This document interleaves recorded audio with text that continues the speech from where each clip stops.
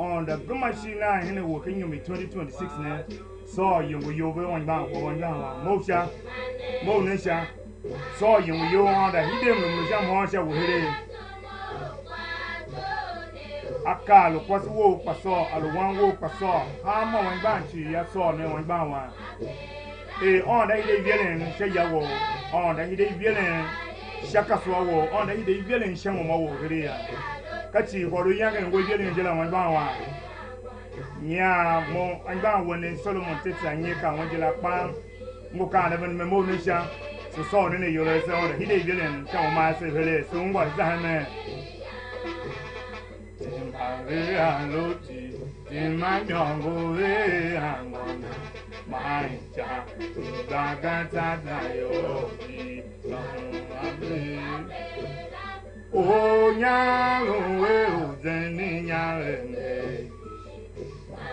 I'm gonna look the battle with you. I'm a young my town. Busy, will I have to move down? Oh, Yaro, and Yaro. Ma I'm gonna look the battle with young Ubi. I'm in my town, busy. Will I have to my young move down? Lambacula, even by Loti, who I'm the young who can't go.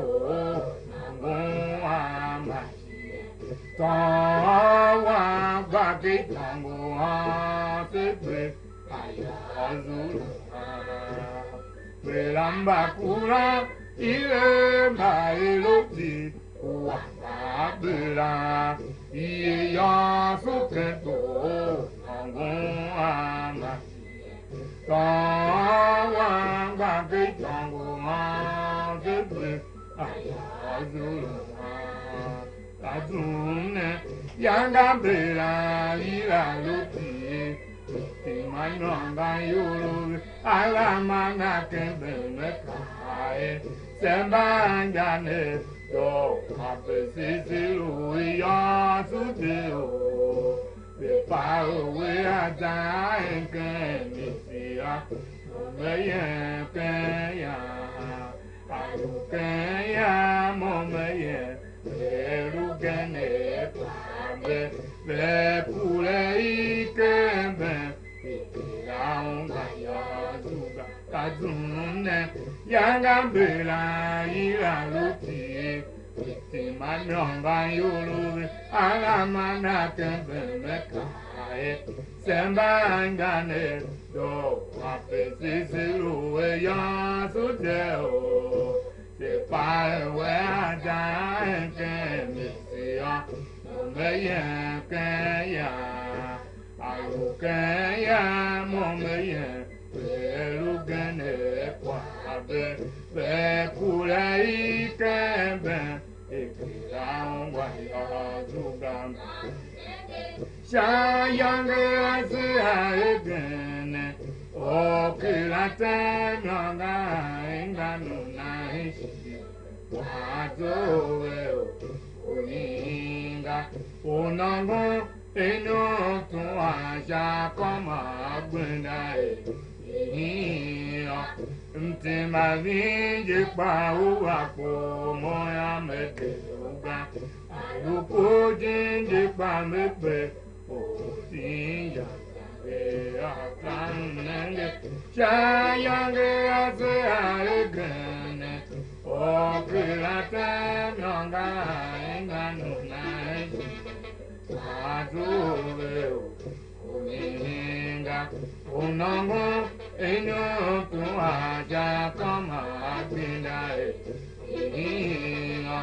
ente mani de pa uwa ko mo ya me ga ko din de pa me be tin ya don don din de pa again tai ta le tin ma byong go ke be la men o yong ivese enta o choko etimala ene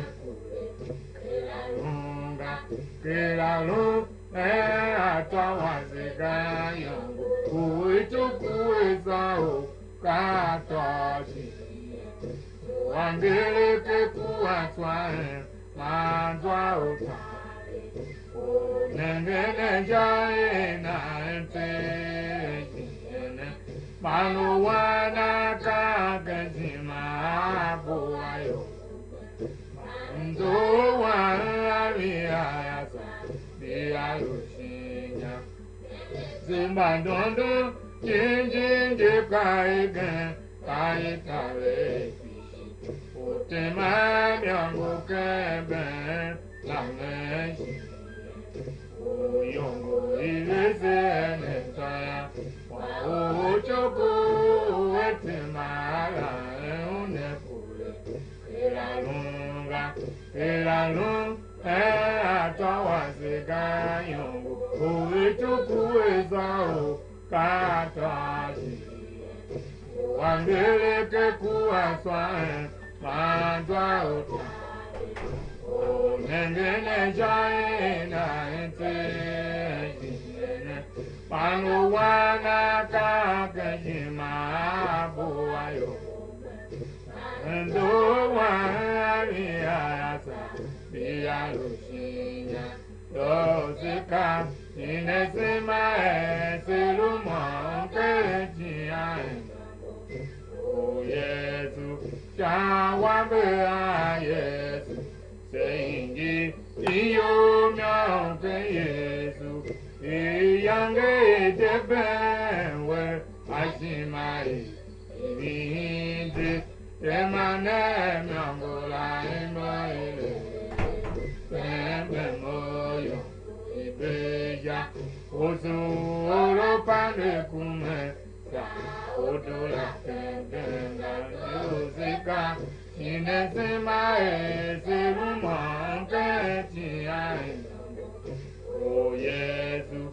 chawambe a Yesu, seingi iyo myanke Yesu, iyange debenwe ashimai ibindi temane myangola imoile embe moyo ibeja uzu oropande kume Odula kenga yongo ilu ene tomo amawela asira minde semangane do abezizi ukene yazuga yongo ilu ene tomo atemane kembele ule aya suande Ando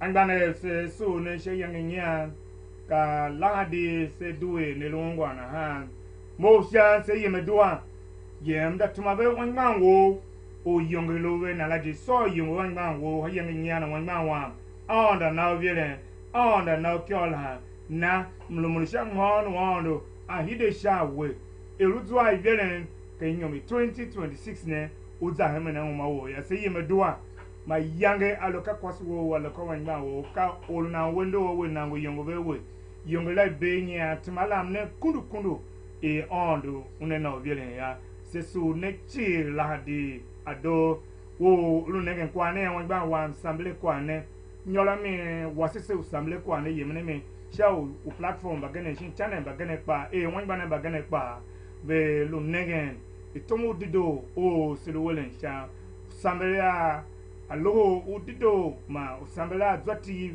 woyem wo nyo sha jire gene pa ya sesu ne chi ma yangi de hongo we u following se gachi ayatu tukau na ayatu tukase